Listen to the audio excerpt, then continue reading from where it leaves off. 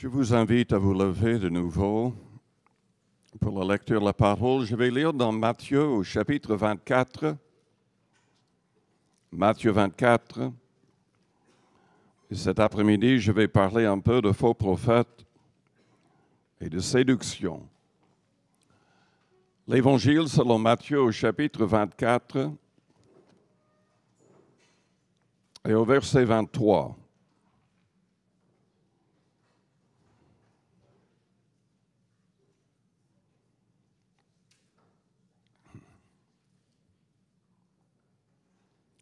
Si quelqu'un vous dit alors, le Christ est ici ou il est là, ne le croyez pas. Car il s'élèvera de faux Christ et de faux prophètes. Ils feront de grands prodiges et des miracles, au point de séduire, s'il était possible, même les élus. Prions le Seigneur avant d'aller plus loin. Père Céleste, nous te louons, nous te bénissons pour ta parole, que cette parole soit vraiment au fond de nos cœurs, que toutes les personnes qui viennent dans notre Église comprennent cette parole et soient fondées dans la sainte doctrine, afin de pouvoir aider les personnes qui ont été trompées par l'adversaire de nos âmes.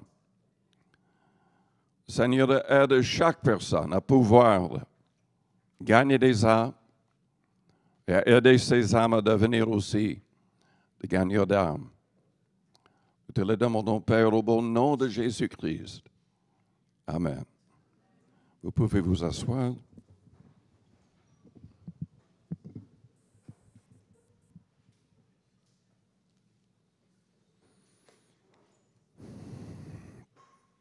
Je publie pas mal de choses sur l'Internet, sur Facebook. Et l'autre jour, j'ai publié un article. Je voudrais vous le lire.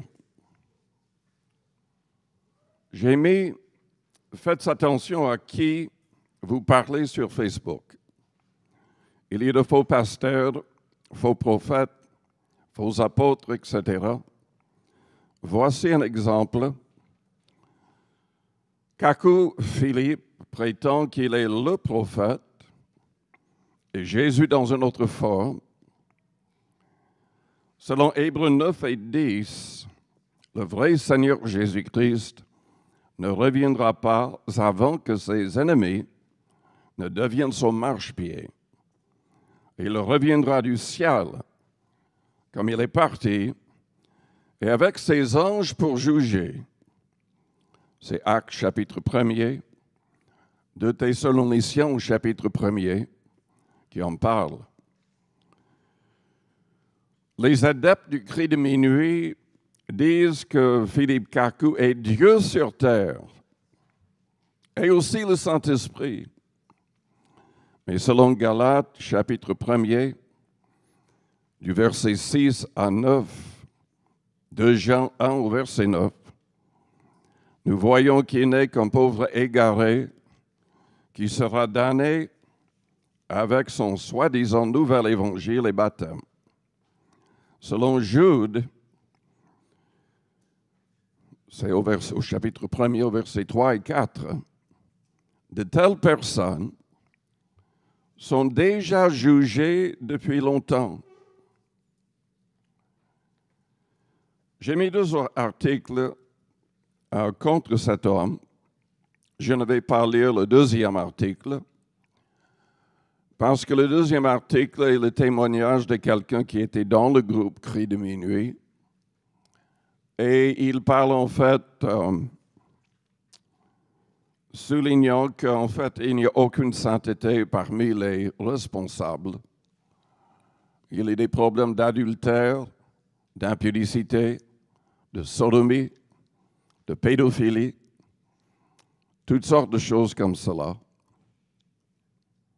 Et que le chef est responsable pour les mêmes choses. Mais l'autre article, je voudrais vous le lire parce que c'est très important de connaître ces choses. j'ai regardé quelques vidéos sur YouTube l'autre jour et je me rends compte, je ne sais pas si c'est dans d'autres pays, mais en Afrique, il y a des gens qui se disent pasteurs, qui n'ont pas beaucoup d'enseignements et qui touchent à des choses qui ouvrent la porte pour qu'ils soient possédés de démons. Et en fait, sur les vidéos, je voyais quelques soi-disant pasteurs en train d'être délivrés d'esprits mauvais avec les manifestations terribles. Et après, ils ont expliqué ce qui est arrivé, en fait. Tout en se disant pasteurs, s'occupant d'église, ils allaient chez les sorciers pour avoir leur approbation, leur aide, chez les marabouts et d'autres. C'est la meilleure manière d'être damné. C'est la meilleure manière d'ouvrir la porte pour des esprits mauvais. La lumière et les ténèbres, ça ne marche pas ensemble. Mais voici ce que j'ai écrit, ce que j'ai appris sur cet homme. Et ce qui est terrible, c'est que les gens qui le suivent, et il y en a beaucoup, il y a au moins 10 églises qui l'acceptent comme le prophète et tout ce que j'ai expliqué. Le titre que j'ai mis, c'est les esprits de divination de Kakou Philippe. Le diable veut nous tromper. Selon 2 Corinthiens chapitre 11, il le faisait déjà avant la mort des apôtres. Le diable se transforme en ange de lumière pour donner de fausses révélations et une fausse compréhension de la Bible.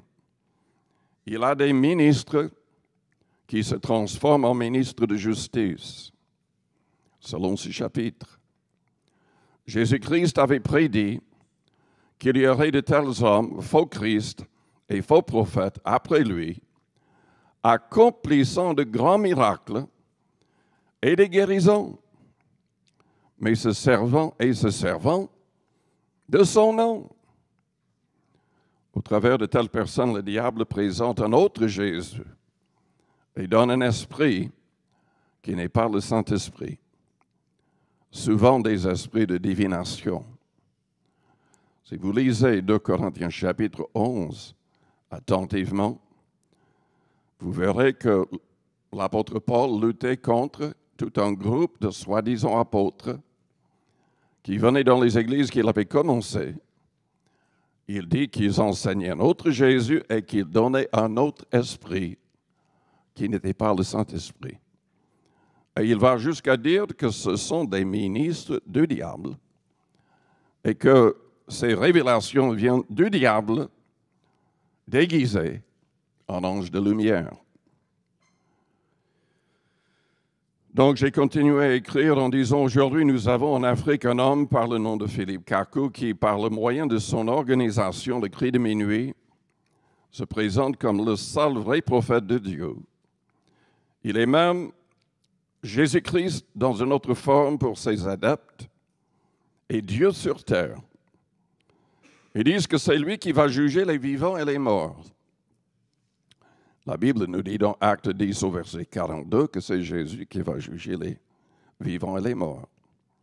Oui, Jésus-Christ avait dit que les hommes seraient crédules et nous voyons dans tout cela que nous ne pouvons pas mettre notre foi dans qui que ce soit simplement parce qu'il y a un miracle ou une guérison ou une nouvelle révélation. Paul déclare dans Galates 1 que si un homme ou un ange vient avec des changements de l'Évangile que nous avons aujourd'hui dans la Bible, qu'il soit anathème ou maudit et damné pour l'éternité. Kakou et certains de ses disciples peuvent vous dire même votre nom et certaines réalités dans votre vie. C'est par des esprits démoniaques de divination. C'est la vraie raison que ces adeptes sont enseignés de dire tout de suite que les autres se servent de la divination. En fait, ils disent que toutes les églises catholiques, protestantes, évangéliques, pentecôtistes, tous, leur Saint-Esprit est du diable. Parce que de toutes les manières, c'est lui le Saint-Esprit, et Dieu, et tout le reste.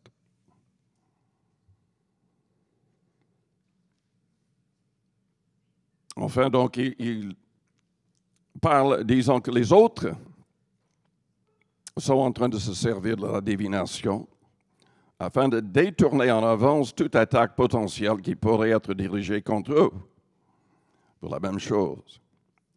C'est la raison pour laquelle Kaku a admis publiquement avoir utilisé des pratiques démoniaques pour connaître l'avenir. Quand 2 adeptes l'ont découvert et en ont été scandalisés, il a admis, disant qu'il était désolé. Quelle repentance! Voici la réalité. Kaku est devin, pas divin, devin, et non pas prophète. Il communique le don satanique de divination à ses disciples. Le diable l'a trompé, et au travers de Kaku, le diable trompe un grand nombre. Kaku Philippe coopère avec les démons. Voici ce qu'il a dit, et ces quelques phrases viennent de son livre, Le cri de minuit, page 21. Pour finir, je veux dire ceci. En 1995, un ange de Satan m'a montré des révélations. Et les choses se passèrent exactement ainsi.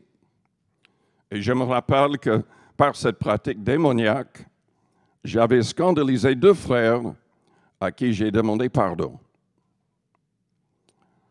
Il a dit, et je me rappelle que par cette pratique démoniaque, que penser d'une telle confession? Moi, je dis que parce qu'il a été découvert, il a admis la chose pour couvrir et cacher la vérité. Kaku Philippe reçoit ces révélations du diable parce qu'il se sert de pratiques démoniaques. Le roi Saül a été rejeté par Dieu éternellement pour le même péché. Un homme qui pratique ces choses avant sa conversion peut être pardonné, délivré et sauvé. Mais un homme qui se dit le vrai saint prophète, prophète majeur pour notre génération, qui est aussi, d'après lui, seule source de salut et même infaillible.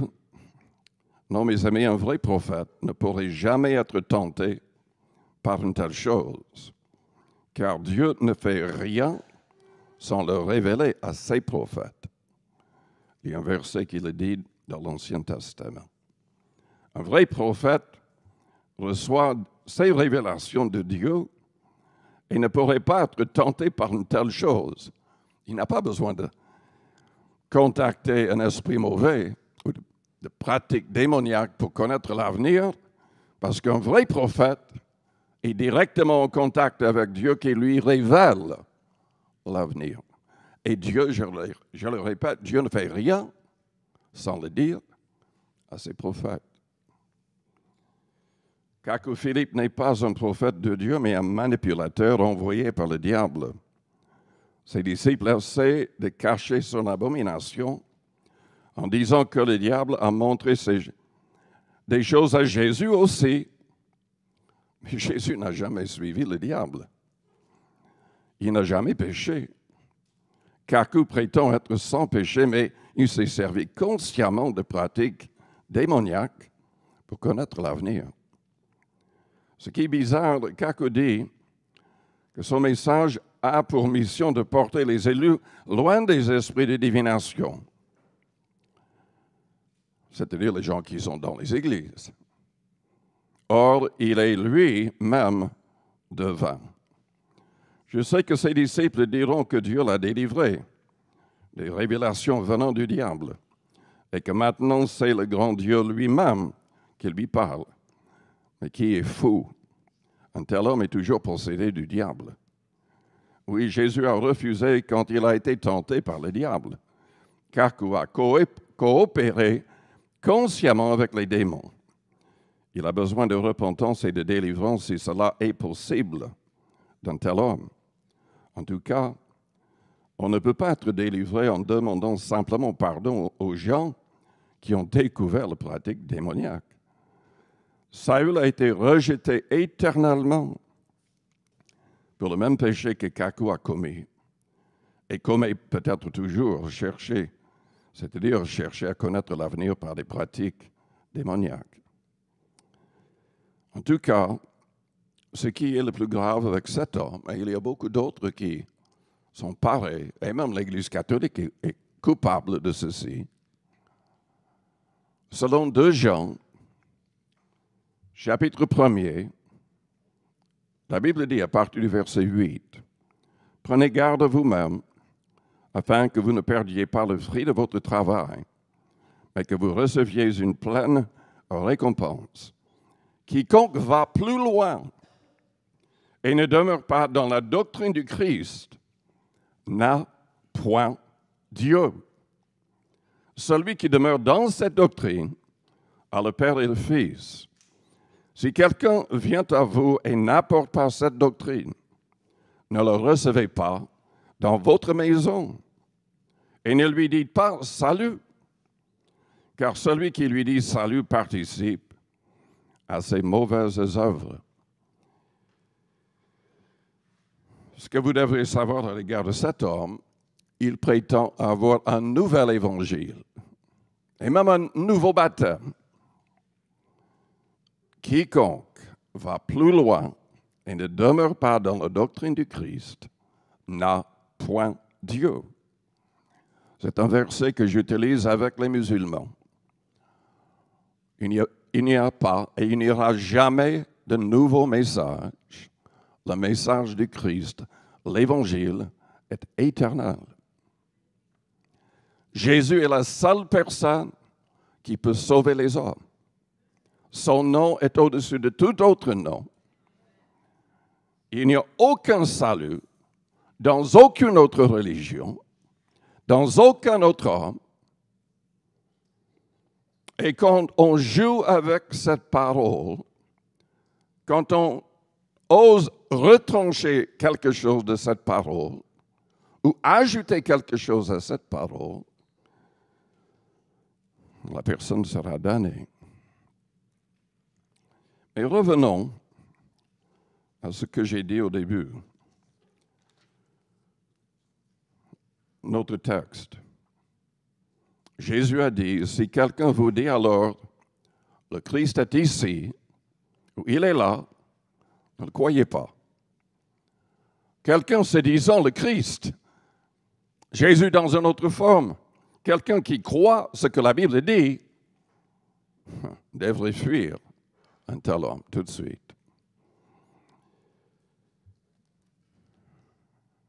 Jésus, le vrai Jésus-Christ, ne reviendra pas sur terre, jamais, avant que ses ennemis ne deviennent son marchepied. Lisons ensemble dans l'Épître aux Hébreux,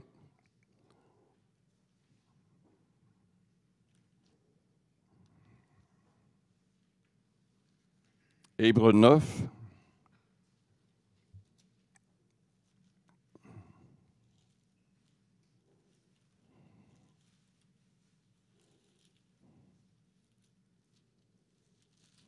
on va lire dans Hébreux 9 et Hébreux 10.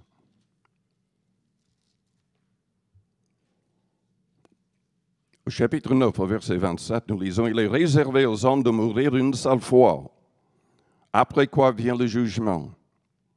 De même, Christ, qui s'est offert une seule fois pour porter les péchés de plusieurs, apparaîtra sans péché une seconde fois à ceux qui l'attendent pour leur salut. » Jésus ne va jamais se présenter sur notre terre, sur notre planète, avant que nous le rencontrions dans les airs. L'Église, les vrais croyants, seront enlevés pour le rencontrer dans les airs, selon 1 Thessaloniciens chapitre 4. Ce sera la première résurrection, la résurrection des justes. Les morts en Christ, leurs corps seront ressuscités. Si nous aurons le privilège d'être en vie et en règle, nous serons enlevés en un clin d'œil, dans une dixième de seconde. Mais nous serons changés parce que la chair et le sang ne peuvent pas hériter du ciel. Nous devons être changés, transformés. Nous devons recevoir un corps glorifié, semblable au corps du Christ, afin de pouvoir monter et aller au ciel. Mais nous allons rencontrer le Seigneur dans les airs. Quand Jésus-Christ reviendra sur terre, tout œil le verra, selon l'Apocalypse, chapitre 1er. Au chapitre 10, dans Hébreux, je lis à partir du verset 10, c'est en vertu de cette volonté que nous sommes sanctifiés par l'offrande du corps de Jésus-Christ, une fois pour toutes. Et tandis que tout sacrificateur fait chaque jour le service et offre souvent les mêmes sacrifices qui ne peuvent jamais ôter les péchés, lui, après avoir offert un seul sacrifice pour les péchés, s'est assis pour toujours à la droite de Dieu, attendant désormais que ses ennemis soient devenus son marchepied. Donc, au chapitre 9, la Bible souligne le fait qu'il va revenir simplement une seconde fois, non pas 3, 4, 5, 6 fois. Il va venir plutôt une seconde fois. Pour nous, pour les croyants. Et au moment où il va, vraiment ses pieds vont toucher le sol de cette planète, ce sera quand ses ennemis deviendront son marchepied. Et alors, selon 2 Thessaloniciens, lisons ce passage. 2 Thessaloniciens, au chapitre 1er.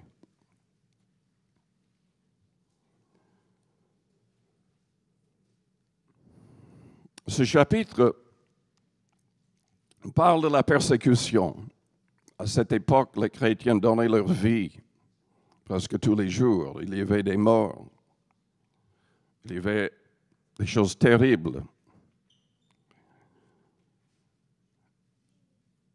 Et Paul a écrit au verset 5, « C'est une preuve du juste jugement de Dieu pour que vous soyez jugés dignes du royaume de Dieu pour lequel vous souffrez. Car il est de la justice de Dieu de rendre l'affliction à ceux qui vous affligent et de vous donner, à vous qui êtes affligés, du repos avec nous. Lorsque le Seigneur Jésus apparaîtra du ciel avec les anges de sa puissance, au milieu d'une flamme de feu, pour punir ceux qui ne connaissent pas Dieu et ceux qui n'obéissent pas à l'évangile de notre Seigneur Jésus-Christ. Ils auront pour châtiment une ruine éternelle, loin de la face du Seigneur et de la gloire de sa force, lorsqu'il viendra pour être, en ce jour-là, glorifié dans ses saints et admiré dans tous ceux qui auront cru, car notre témoignage auprès de vous a été cru.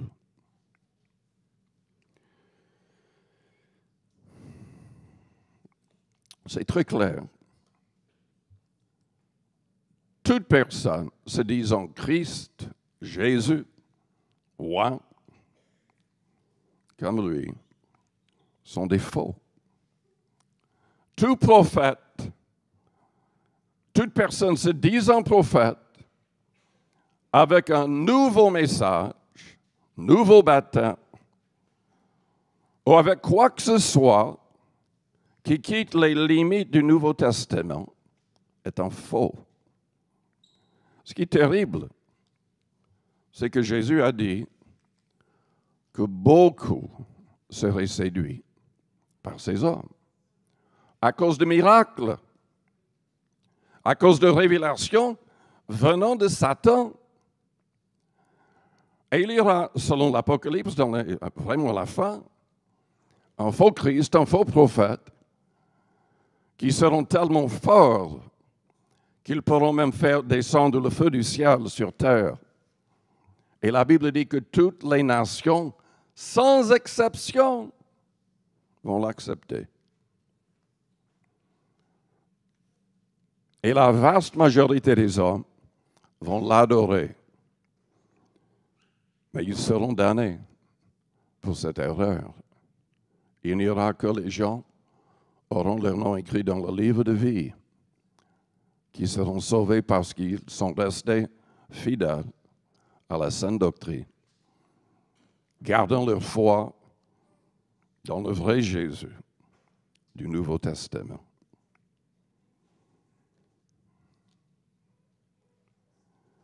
Il y a beaucoup de choses qui divisent les chrétiens, beaucoup de fausses doctrines. Et ce qui est terrible, c'est que même dans notre Église, il y a des gens qui ont été trompés, éloignés de l'Église par de fausses doctrines. Si ces mêmes personnes avaient eu la possibilité de lire toutes les études qu'on donne sur l'Internet, et je me rends compte qu'il faudrait que je publie tout, pour que les gens qui n'ont pas l'Internet puissent les lire. S'ils avaient lu cela, ils n'auraient jamais été trompés par ces choses. Mais il y a énormément de gens trompés. Dans certains cas, peut-être que ça ne va pas les empêcher d'aller au ciel. Dans d'autres cas, ça va fermer la porte du ciel. Il y a actuellement certaines personnes qui font des vidéos qui semblent très intellectuelles, très wow, mais qui ont de fausses doctrines et qui poussent les gens à quitter leurs églises, à se refaire baptiser au nom de Jésus seul. Il y a même des groupes qui sont tellement avec de faux prophètes, des idées de faux prophètes, qu'ils baptisent même avec d'autres noms.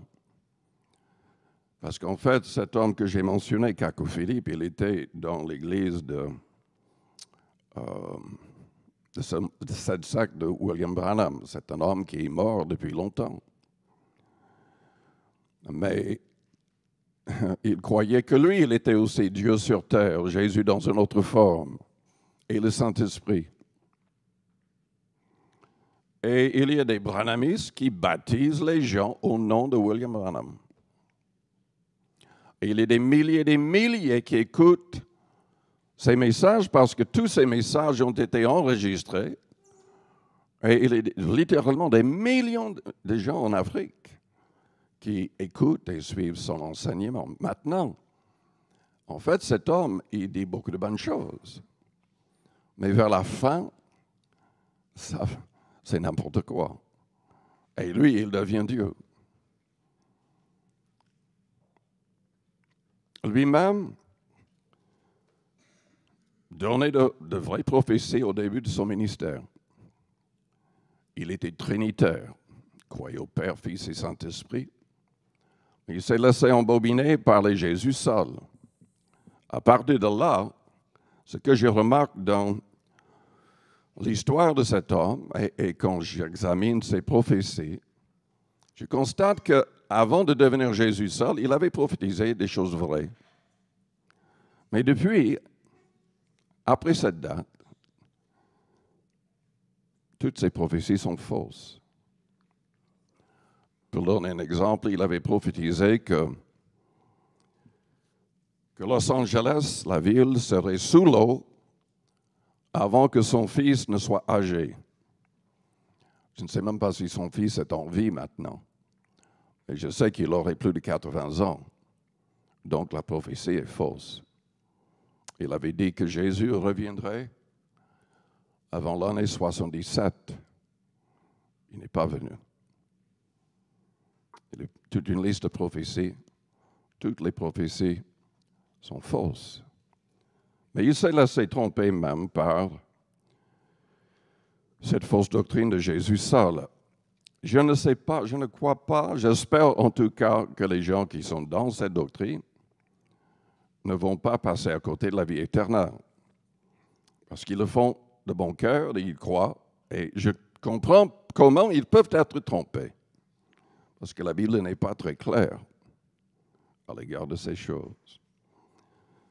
Mais il faudrait que j'en parle parce que ceux qui croient qu'il n'y a que Jésus seul, le Père, Fils et Saint-Esprit, ils poussent les gens à quitter leurs églises, à être baptisés de nouveau au nom de Jésus seul. Et il n'y a pas de salut d'après eux si on n'est pas baptisé au nom de Jésus seul. Donc c'est une autre division dans les églises. William Branham, une fois qu'il a basculé dans cette croyance, dans ces grandes réunions, poussait les gens à se faire rebaptiser aussi.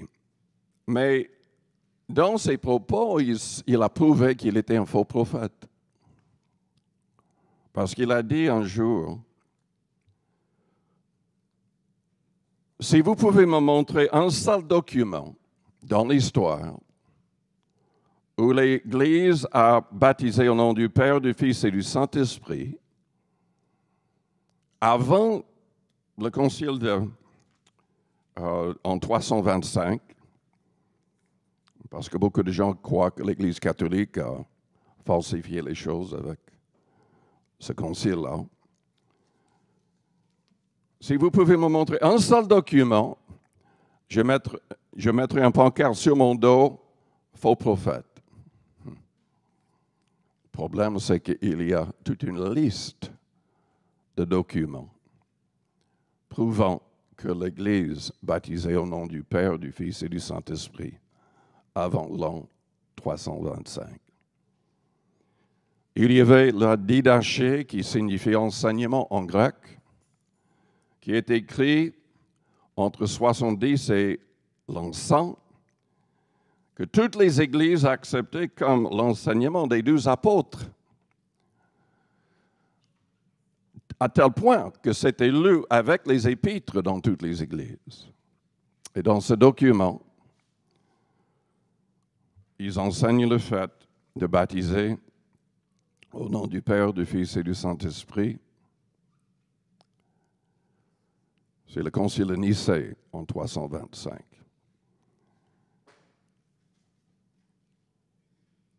Le document dit, en ce qui concerne le baptême, baptisé ainsi, après avoir enseigné tout ce qui précède, baptisé au nom du Père, du Fils et du Saint-Esprit, par immersion dans l'eau vive. Si tu n'as pas l'eau vive, baptise dans une autre eau, au nom du Père, du Fils et du Saint-Esprit. Mais il y a d'autres documents. Il y a ce que Irénée a écrit aussi.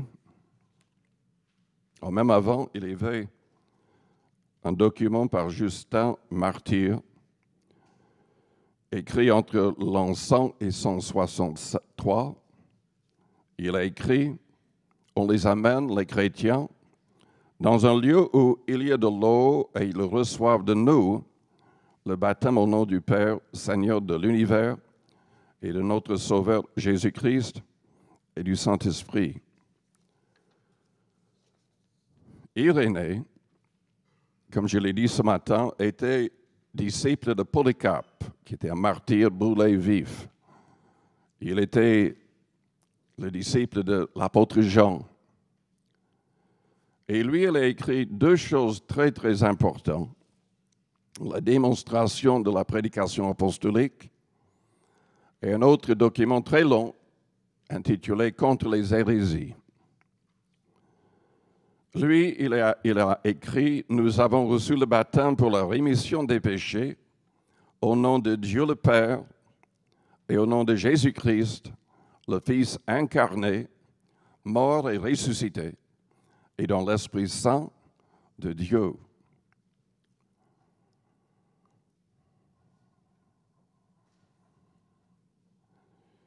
Il y avait Tertullien aussi, entre 160 et 200, qui a écrit la prescription des hérétiques contre les hérétiques. Il a enseigné d'aller dans toutes les nations, les baptisant dans le Père, le Fils et l'Esprit Saint. Donc ces documents, et il y en a d'autres, toutes ces choses prouvent que, en tout cas, William Branham était très ignorant de l'histoire. Et indirectement, il a dit publiquement qu'il était un faux prophète.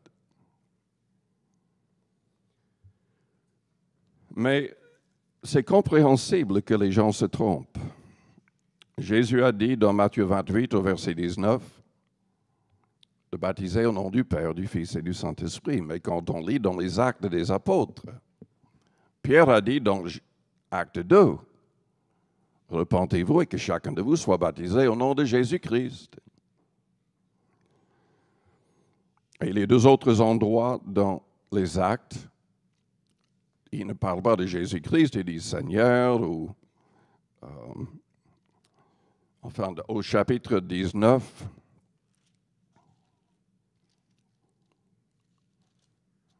il mentionne le Seigneur aussi. Mais Acte 19 révèle ce que la Didaché a expliqué. Quand dans les Actes, il parlait de baptiser au nom du Seigneur ou au nom de Jésus,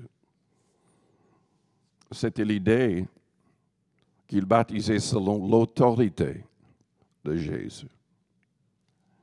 Jésus avait dit de baptiser au nom du Père, du Fils et du Saint-Esprit. Et le mot « nom » est au singulier parce que Dieu est un. Père, Fils et Saint-Esprit sont unis. Cela est évident, même dans l'Ancien Testament, même dans les noms de Dieu, il n'y a pas une seule personne. Il y a Dieu qui se manifeste en trois personnes.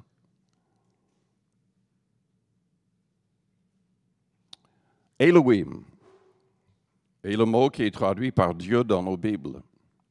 Mais Elohim est un pluriel qui signifie littéralement majesté avec un S ou créateur avec un S. Le verbe est au singulier parce que ces créateurs sont un. Jésus a dit, moi et mon Père, nous sommes un. Et la Bible dit qu'il est un avec le Saint-Esprit. C'est un mystère tout ça. Mais dans Acte 19, ce qui nous montre que le fait de dire, qu'il parlait de baptiser au nom du Seigneur ou au nom de Jésus, signifie selon son autorité, selon ce qu'il a dit dans Matthieu 19. C'est révélé au chapitre 19 des Actes. Parce que Paul a rencontré 12 hommes. Et il a dit, avez-vous reçu le Saint-Esprit quand vous avez cru? Ils lui répondirent, nous n'avons pas même entendu dire qu'il y ait un Saint-Esprit. Il dit, de quel baptême avez-vous donc été baptisés? Est-ce que vous comprenez? S'ils avaient été baptisés au nom du Père, du Fils et du Saint-Esprit, ils auraient su au moins que le Saint-Esprit existait.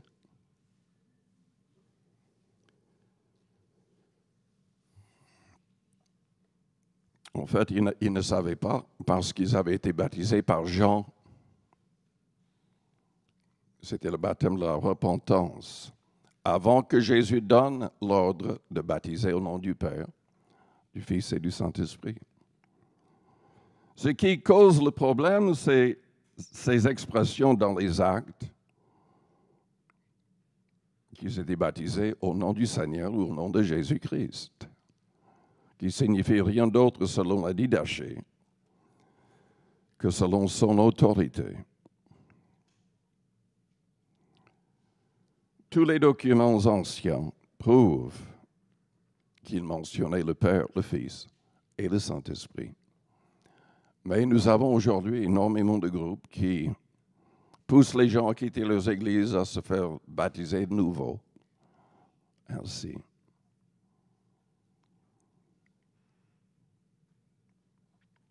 Souvent, ils ont d'autres fausses doctrines aussi. La doctrine n'est pas évidente, mais c'est à nous de chercher ce qui est la vérité et de rester attachés à la sainte doctrine et de tout faire pour qu'il n'y ait pas de division dans le corps du Christ.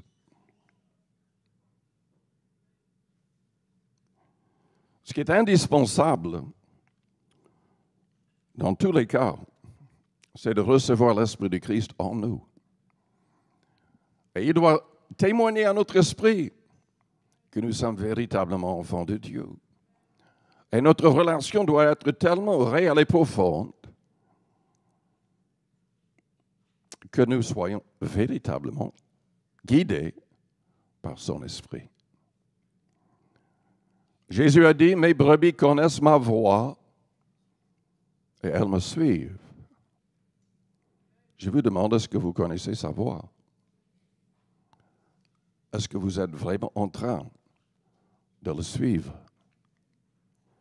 En fait, toutes les questions de doctrine, de théologie, ça ne vaut rien du tout si vous n'avez pas une relation réelle avec Dieu vous-même. Si Dieu n'est pas en train de vous guider. Maintenant, nous devons être sur nos gardes parce que le diable veut nous tromper. Les esprits de séduction veulent nous tromper. Ils imitent la voix et l'action du Saint-Esprit. Et Jésus a dit que ces faux Christ, ces faux prophètes, accompliraient de très, très grands miracles en son nom. Mais ce n'est pas Dieu qui accomplit ces miracles. C'est le diable.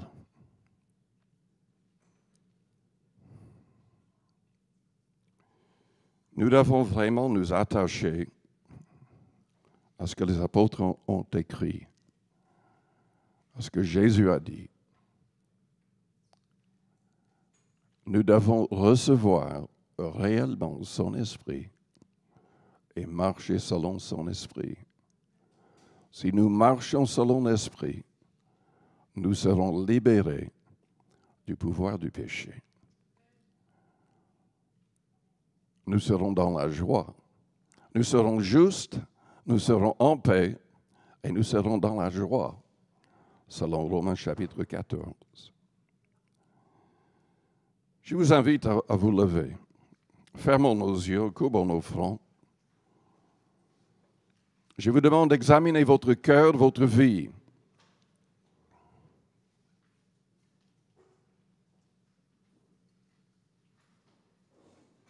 Nous devons nous approcher de Dieu humblement. Lui seul peut nous garder debout. Beaucoup de gens seront trompés, égarés, perdus, dans des contextes où on parle de Jésus, mais c'est un faux Jésus. Dans un contexte où on parle du Saint-Esprit, mais ce n'est pas le Saint-Esprit. Père Céleste, je prie pour toute personne ici,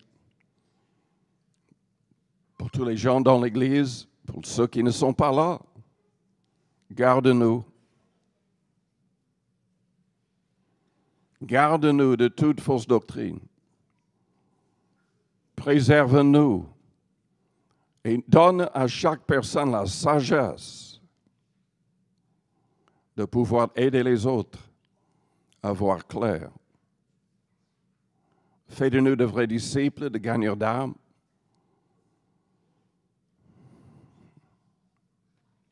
Donne-nous la pleine force du Saint-Esprit pour réussir dans tous les domaines.